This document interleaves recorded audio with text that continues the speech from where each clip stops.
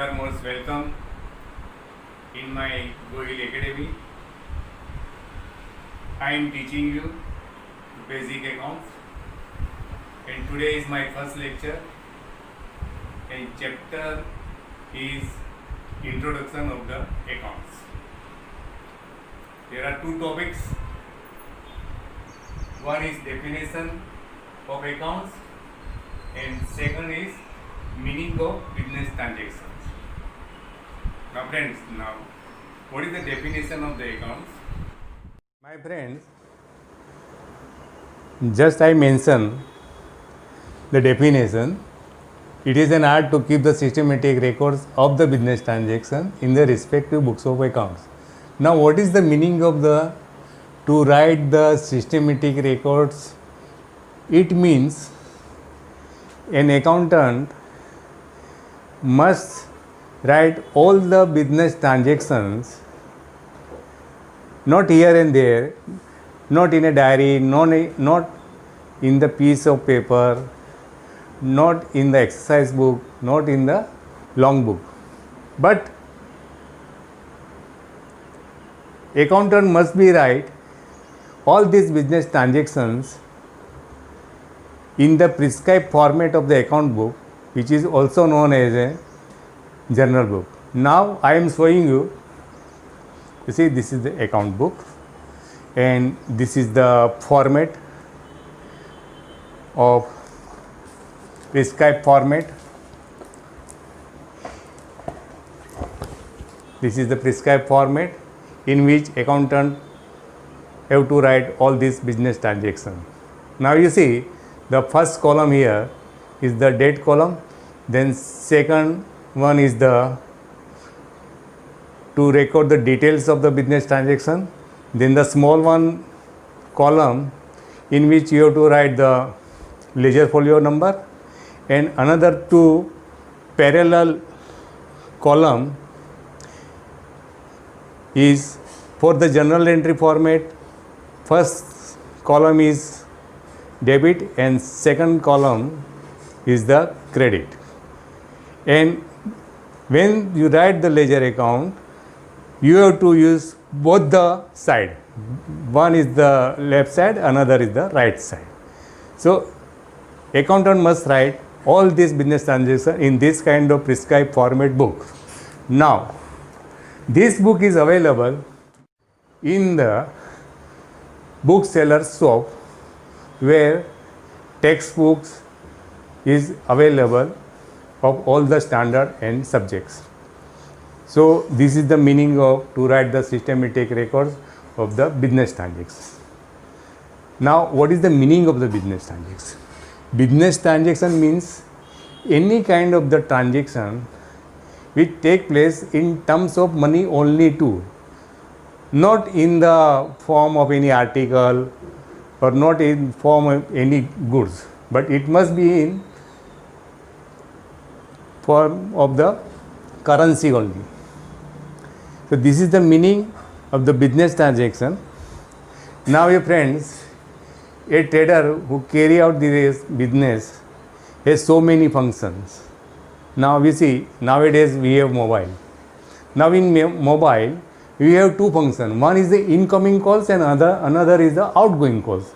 The same thing is in the account, in business transaction is take place. First, now the business transaction have two aspects.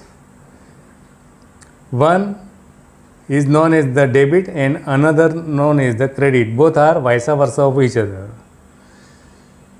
Now in the business, trader have so many transactions.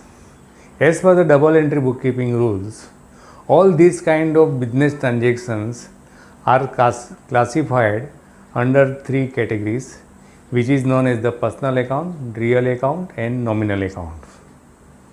Now what is personal account? Personal account, the rule is debit is the receiver, credit is the giver. Now what is the receiver, what is the giver? Now when the trader gives some goods on credit to their customer, So in the books of the trader, the customer is known as the debtor. In other words, in the books of the trader, this customer is known as the receiver. So first aspect is that debit is the receiver in the personal account. Second aspect, vice versa, credit.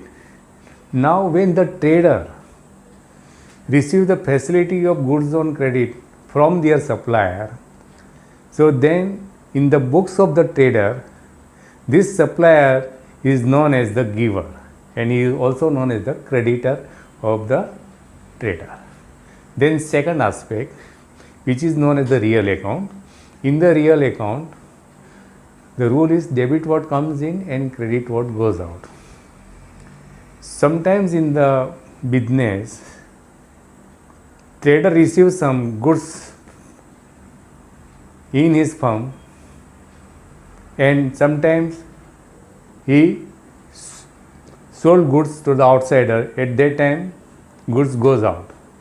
At the time of purchase, goods comes in. At the time of sale, goods goes out. So the real account rule is debit what comes in, credit what goes out. So whenever the goods comes in, it is to be debited, and when it is gone, it is to be credited. Then third aspect, which is the rule, is the nominal account. The nominal account rule is debit as expenses or losses and credit means all income or gains. Now debit all the expenses means what? Now what is the meaning of the expenses?